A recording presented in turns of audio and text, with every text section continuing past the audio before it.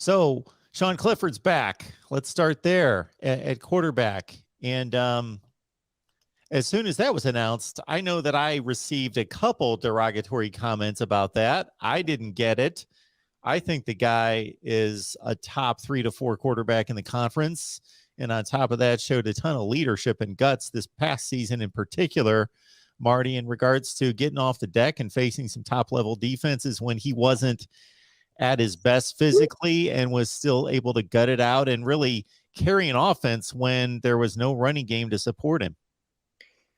Yeah, I understand. It's a lot of Sean Clifford fatigue, I feel, more than anything. I know it's definitely something I'm a victim of at times. But, if you look at Penn State's quarterback room, there's a lot of talent there with Drew Lar and Bo Prabula. Excuse me. Anyone who listens to us have heard Tim and I talk ad nauseum about those guys. But, you don't ever want to throw a true freshman out there, a quarterback, if you don't absolutely have to, no matter how talented they are. And that's where getting Clifford back is so important for this offense.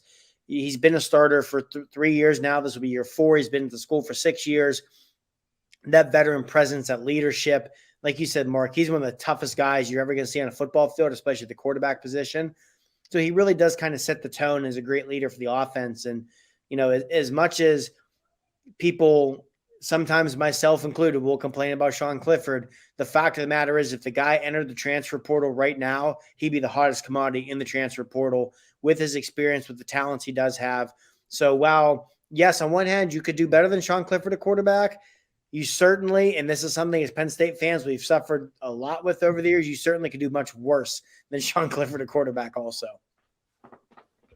Well, as someone who remembers, guys like Matt Seneca starting at quarterback, I can definitely say you can do worse than Sean Clifford as your starter. And, like a Marty hit on, I think it's good. I mean, obviously, yeah, we all got Sean Clifford fatigue, I think, at this point, because we know what he is. He's good, but he's not a great quarterback who's gonna get your team over the hump, win the Big Ten, get you to a playoff.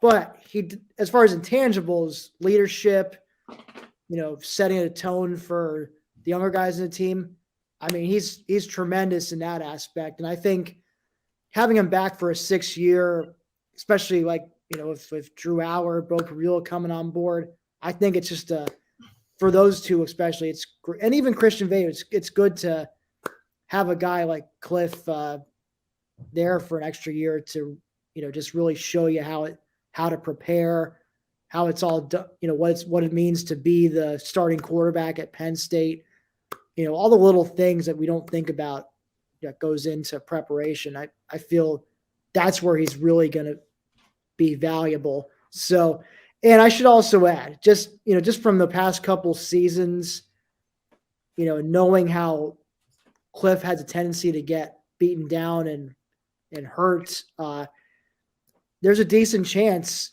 we could see, one of the 3 other quarterbacks I just mentioned see some significant playing time, important playing time, because Cliff either gets hurt or has some nagging issue that prevents him from performing at his best. And, unlike last year, I think this coming year, Franklin will be much quicker to bench Cliff if he's not his effective self. You won't see situations like the Illinois game last year, for example, where it was crystal clear Cliff could not, was nowhere near 100%, and probably wasn't even 50% if you ask me. If we had, if Vay was a little further along in being ready, and especially if you had a Prabula or Auer at that point, I would think he would have put one of them in, probably in the first quarter when it was clear that Cliff just didn't have that day. Kind of similar to what he did in the Rutgers game when it was clear that, Cliff was being hobbled by the flu, and he threw in Christian Vay, who went on to, have a solid performance.